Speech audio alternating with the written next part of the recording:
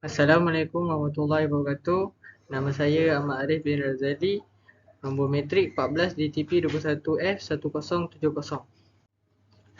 Nama saya Muhammad Haikal bin Jailani, nombor metrik 14 DTP S1068. Nama saya Muhammad Azhar Aiman bin Muhammad, nombor metrik 1066. Hari ini kita akan buat presentation tentang MRP table. Introduction. Material Requirement Planning MRP is a computerized information system developed specifically to help manufacturers manage dependent demand, inventory, and schedule replenishment orders. The key inputs of an MRP system are a bill of material database, a master production schedule, and an inventory record database. Using this information, the MRP system identifies the actions planners must take to stay on schedule, such as releasing new production orders, adjusting order quantities, and expediting late orders. Question: Habib Company plans to release product A on the market soon. The tree structure for product A is shown one below. The MPS for product A calls for 120 units to be started in week 5, 8, and 10. Table 1 below shown product A. You as an operation manager and with your teams need to prepare the material requirement the next 10 weeks for each item and present it to your general manager as soon as possible. Given the tree structure and table 1, items, lead times, and quantity on hand.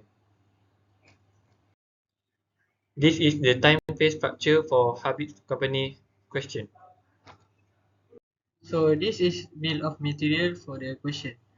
A got 120, B 240, C got 360, D 480 units, E 480 unit, F 960 unit. Ini adalah MRP yang telah dibuat. Jadi untuk item A terdapat sebanyak 120 pada minggu ke-10, minggu ke-8 120 dan minggu ke-5 120. Dalam soalan diminta untuk 3 minggu, iaitu minggu 10, 8 dan 5. Minggu tersebut mempunyai semua sama unit dan mempunyai lead time 1. Untuk item B, bergantung pada item A pada minggu ke-10 sebanyak 120. Jadi pada minggu B bermula daripada minggu ke-9 sebanyak 240. Item on hand ialah 20. Jadi tolak dengan 240 sebanyak 220. Plan receipt 220. Lead time sebanyak 2. Plan order sebanyak 220. Item C bermula pada minggu ke-9 sebanyak 360. Item on hand kosong. Plan receipt 360. Lead time sebanyak 1.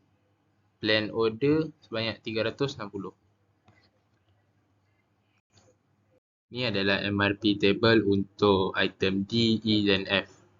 Untuk item D, bermula pada minggu ke-9 sebanyak 240. Item on hand adalah 100 tapi dibawa untuk minggu ke-sebelumnya. Jadi item pada minggu ke-9 on hand sebanyak kosong. Plan receipt sebanyak 240. Plan order release sebanyak 240 pada minggu ke-8. Jadi untuk minggu ke-sebelumnya iaitu minggu 7 sebanyak 220 dan item on hand adalah 100 ditolakkan dengan 220. Jadi 120 plan receipt dan plan order 120 pada minggu ke-6. Untuk item E dimulakan pada minggu ke-8 sebanyak 240. Item on hand adalah 500 dan berikan kepada minggu yang sebelumnya. Jadi item pada minggu ke-8 sebanyak kosong. Item plan receipt minggu ke-8 sebanyak 240 dan plan order release pada minggu ke-7 sebanyak 240. Pada minggu yang sebelumnya iaitu minggu ke-6. Minggu ke-6 gross unit yang ada sebanyak 120. Unit yang ada pada tangan sebanyak 500 ditolakkan dengan 120 jadi 380. Plan receipt 380 dan plan order pada 380 pada minggu ke-5.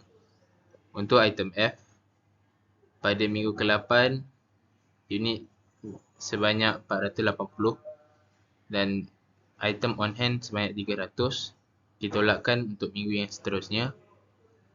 Plan receipt sebanyak 480 pada minggu ke-8 dan plan order release pada minggu ke-6. Untuk item F sebelum minggu ke-8 iaitu pada minggu 6 sebanyak 240 unit. Item on hand sebanyak 300 ditolakkan dengan 240 jadi baki yang tinggal sebanyak 60. Plan receipt sebanyak 60 dan plan order release sebanyak 60 pada minggu ke-4. Conclusion: by ensuring materials and components are available when needed, MRP system can help business meet customer demand, minimize inventory holding costs and enhance customer satisfaction. Maksudnya, dengan memastikan bahan dan komponen tersedia apabila diperlukan, sistem MRP boleh membantu perniagaan memenuhi permintaan pelanggan, meminimumkan kos penyimpanan inventory dan meningkatkan kepuasan pelanggan. Nombor 2, this minimizes inventory levels and carrying costs, as inventory is not stored in the warehouse for future production but arrive as needed. By scheduling materials to arrive and production to begin soon after, business can move materials through the workflow process without delay. Maksudnya, ini meminimumkan tahap inventory dan kos penyimpanan kerana inventory tidak disimpan di gudang untuk pengeluaran masa hadapan tetapi tiba mengikut keperluan. Dengan menjadualkan bahan untuk tiba dan pengeluaran dimulakan tidak lama kemudian, perniagaan boleh memindahkan bahan melalui proses aliran kerja tanpa berlengah-lengah.